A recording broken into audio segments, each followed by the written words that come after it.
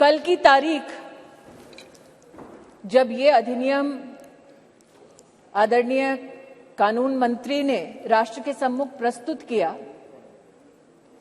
न सिर्फ इसलिए ऐतिहासिक थी क्योंकि इस नए भवन में नए संकल्पों के साथ हम सबने प्रवेश किया, साथ ही एक पुनीत समय गणेशोत्सव के पुण्य अवसर पर हमने नए भवन में प्रवेश कर विघ्नहर्ता को प्रणाम किया। लेकिन अगर विघ्नहर्ता के सृजन की, आराधना की मूल भावना को देखें तो गणेश जी का स्वरूप अपने आप में अपनी मां के हाथों से सृजित है और मां के प्रण ने, मां की तपस्या ने गणपति जी में प्राण दिए, यह उसका सबसे बड़ा प्रतीक है। हमारी सभ्यता में यह भी मान्यता है कि नव भवन में जब प्रवेश होता है तो पहला पैर, पथ पर पहला आगमन घर की लक्ष्मी का होता है। कई समाज के वर्गों में भवन के बाहर घर की लक्ष्मी अपने हाथ की अमिट छाप छोड़ती है और कई परिवारों में पैरों के नीचे आलता लगाकर बेटियों का सबसे पहला कदम ऐसे भवनों में रखा जाता है। और अगर संविधान की मर्यादा की दृष्टि से देखें तो लक्ष्मी ने संवैधानिक स्वरूप लिया है इस अधिनियम के माध्यम से, जिसके लिए मैं सरकार का, इस सदन का और पीठ का विशेषता आभार व्यक्त करती हूं। आज चर्चा में कई महानुभावों ने श्रद्धेय अटल बिहारी वाजपेयी जी का नाम लिया और साथ ही आदरणीय देवी गौड़ा जी को भी आभार वंदन किया। ये भी सत्य है कि मुझसे पूर्व की वक्ता ने राष्ट्र को जब गुलामी से स्वतंत्रता मिली तब क्या महिलाओं की परिस्थिति थी उसका उल्लेख किया कि हां, तब भी जब देश आजाद हुआ तब भी कई प्रदेशों की साधारण परिवारों की महिलाओं ने कहा कि हमारा संवैधानिक अधिकार आरक्षित करें, लेकिन तब साधारण परिवारों की वो महिलाएं जिन्होंने राष्ट्र को आजाद करने में अपनी भूमिका निभाई, जो दूरदर्शी थी, जानती थी कि साधारण वंचित समाजों की महिलाओं को अगर मौका अनोखे ढंग से संविधान की मर्यादा में ना दिया गया तो शायद आगामी वर्षों में महिलाओं के लिए एक चुनौती बन जाएगा। आज मैं उन महिलाओं की दूरदर्शी सोच को वंदन करती हूं।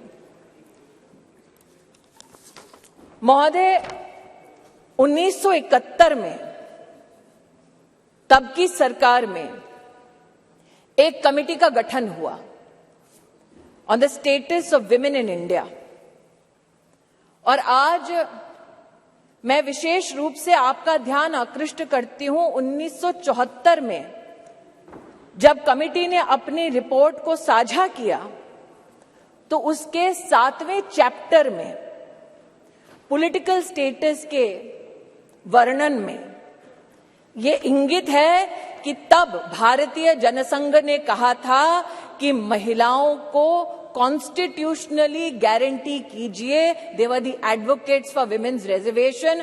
आज जनसंघ के उन नेताओं को, उन चिंतकों को मैं आभार व्यक्त करती हूं।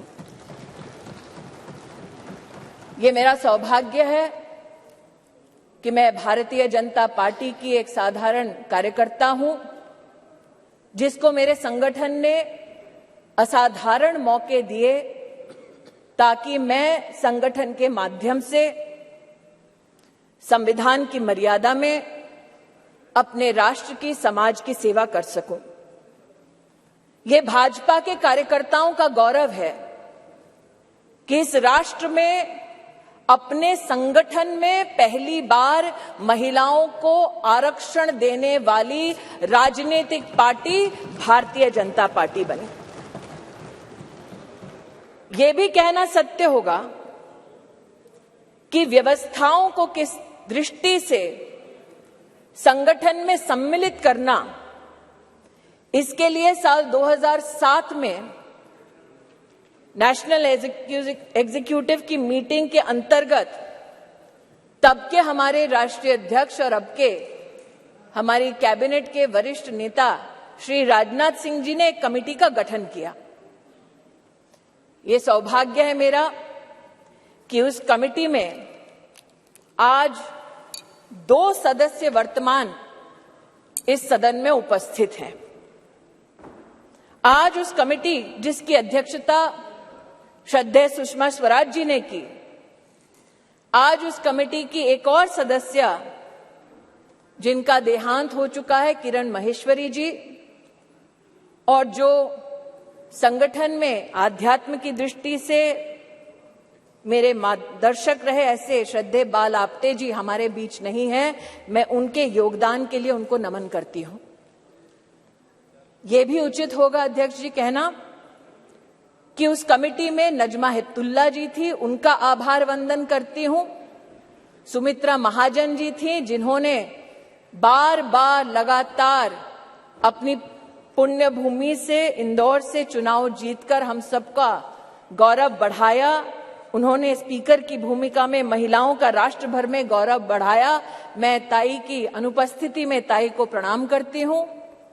और कमेटी में 2 और महानुभाव थे जो विद्यमान है वर्तमान के सदन में, जिन्होंने महिला आरक्षण भाजपा के संगठन में कैसा हो उसको सुनिश्चित किया, जो आज मोदी सरकार के मंत्री हैं, आदरणीय किशन रेड्डी जी और किरण रिजिजू जी।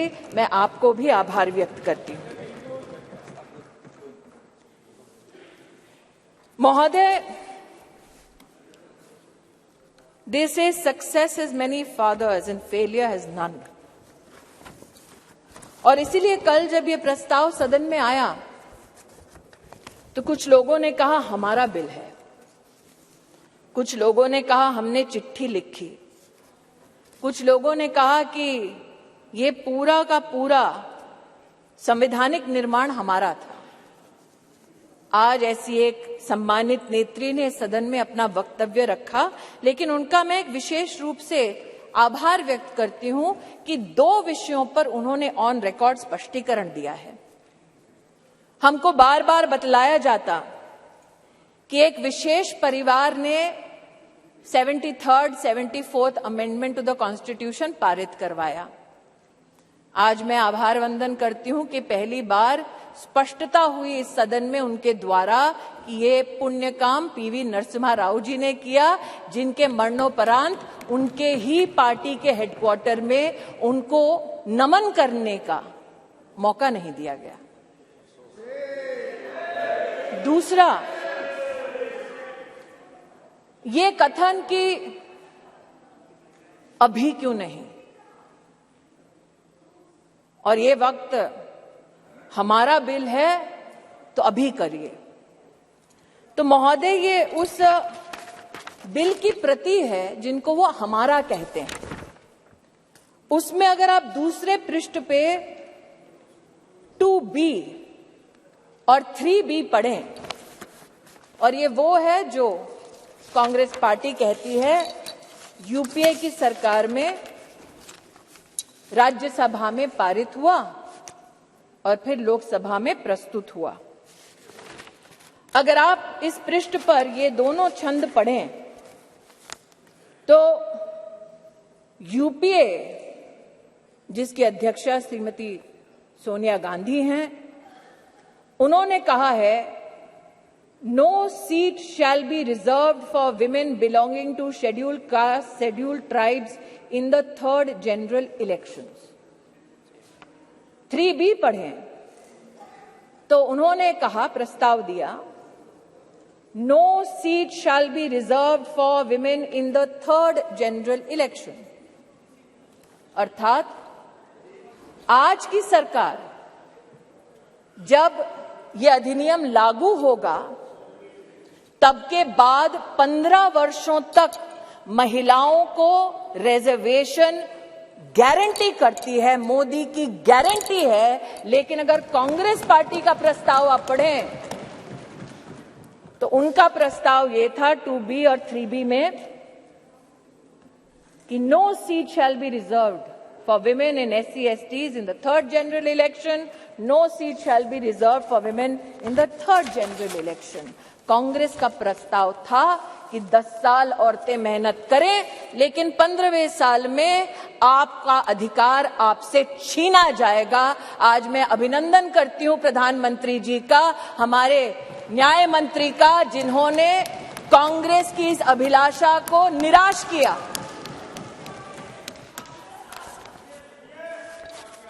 फिर इनका ये वक्तव्य कि आप अभी क्यों नहीं कराते। महोदय, हम जानते हैं कि संविधान को छिन्न भिन्न करना ये कांग्रेस की पुरानी आदत है, लेकिन आज अगर आप इसी गरिमामय संविधान के अनुच्छेद 82 को पढ़ें, 82 ये किताब नहीं है संविधान का, मेरे हाथों में, तो आपके लिए किताब होगी, हमारे लिए पूजनीय है, संविधान है ये।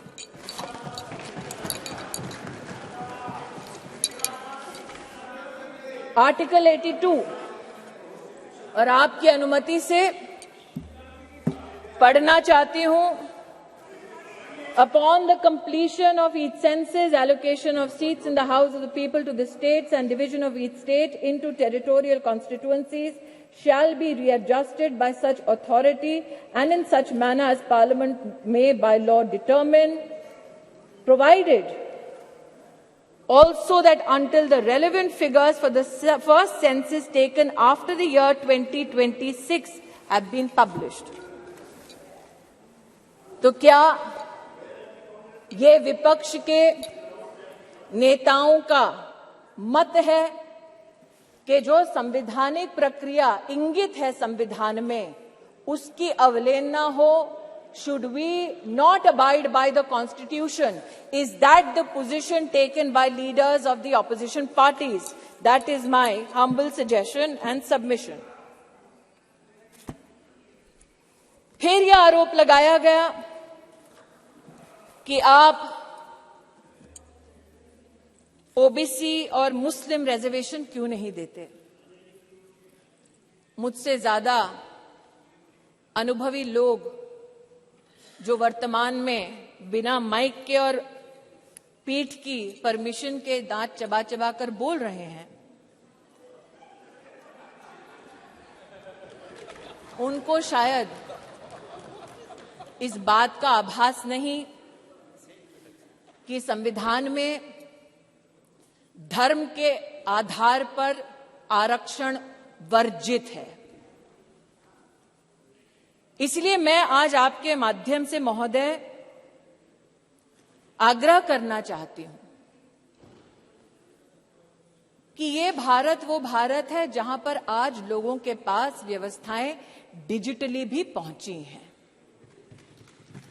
और इसीलिए हमारे देश के नागरिक जिस प्रकार से विपक्ष भ्रमित करने का प्रयास कर रहा है, उस भ्रम में ना फंसे, इसलिए तथ्यों का रिकॉर्ड पर आना उचित है।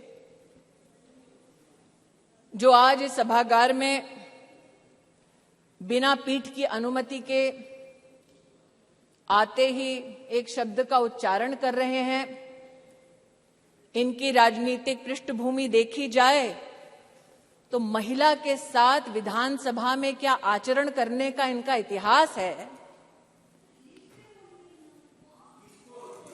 ऐसे लोग आज महिला की मर्यादा पर टिप्पणी ना करें, तो इस सदन की शोभा बढ़ेगी।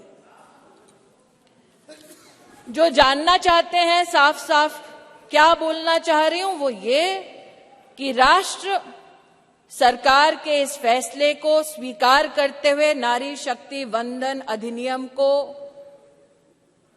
समर्थन देती है।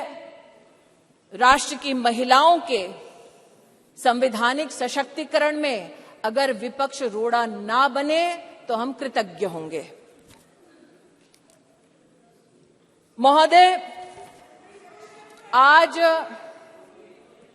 जिन लोगों ने इसको जुमला कहा और कहा कि हम चिट्ठियां लिख रहे थे इसलिए काम हुआ, कम से कम उन्होंने इस बात को स्वीकार किया कि सरकार में प्रधान सेवक ऐसा कि इतने विराट दिल का कि आप उनके साथ पक्षपात करते रहे। जब आपके साथ सत्ता थी आप बार बार उनका अनादर अपमान करते रहे, लेकिन उन्होंने बड़ा दिल दिखाकर आपके हर कम्युनिकेशन को पढ़ा, आपसे चर्चा की। मैं स्तब्ध हूं कि आज जिन लोगों ने व्याख्यान किया महिला सशक्तिकरण का, वो ये भूल गए कि सत्ता उनके पास थी, चमन उन्होंने लूटा, वरना आज जैसा कि प्रधानमंत्री जी ने कहा कब का ये गुलिस्तां हो चुका होता और हम जो साल 2014 में माननीय प्रधानमंत्री जी के नेतृत्व में देश की सेवा के लिए अनुग्रहित भाव से इस सदन में आए, हमने तब से लेकर अब तक महिला उत्थान के लिए विभिन्न इकाइयों के माध्यम से, योजनाओं के माध्यम से प्रयास किए। इस सदन में महिलाओं के लिए टॉयलेट्स बनाने की बात हुई, इस सदन में महिला को किस प्रकार से घर दिलवाया उसकी बात हुई, लेकिन महिला सशक्तिकरण माननीय प्रधानमंत्री जी के लिए एकमात्र टर्म से संबंधित, योजना से संबंधित संकल्प नहीं। जब से उन्हें भारतीय राजनीति में राष्ट्र की, प्रदेश की अपनी सेवा करने का मौका मिला, तब से उन्होंने कहा कि मातृशक्ति गवर्नेंस का केंद्र बिंदु होना चाहिए, क्योंकि इन्हीं महिलाओं के माध्यम से प्रदेश और देश विकसित हो पाएगा। उसके आपके सामने 2-3 उदाहरण रखना चाहती हूं। एक, साल 2006 में जब माननीय प्रधानमंत्री जी के पास प्रदेश में मुख्यमंत्री की जिम्मेदारी थी तो उन्होंने जेंडर इक्विटी की पॉलिसी बनाई, लेकिन मात्र पॉलिसी तक सीमित नहीं रहे, अपने 10 अलग अलग विभागों के माध्यम से उन्होंने जेंडर बजट को भी प्रस्तुत किया।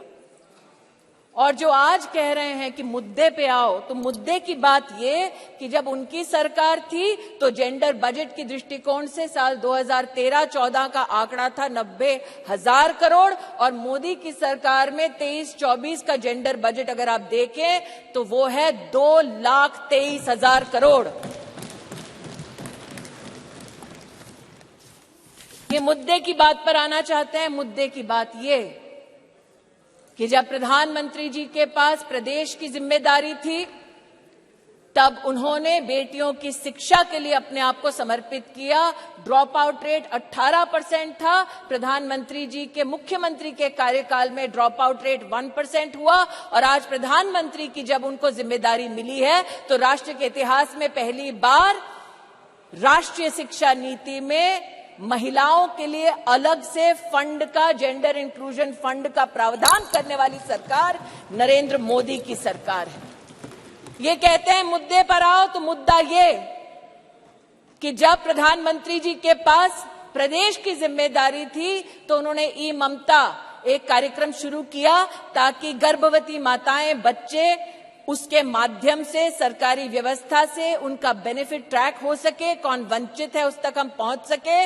और आज नरेंद्र मोदी जब देश के प्रधानमंत्री हैं तो राष्ट्र के इतिहास में पहली बार पोषण ट्रैकर के माध्यम से देश के 7.5 करोड़ बच्चे और 2.5 करोड़ महिलाओं को पोषण अभियान के माध्यम से डिजिटली सेवा पहुंचाई जाती है।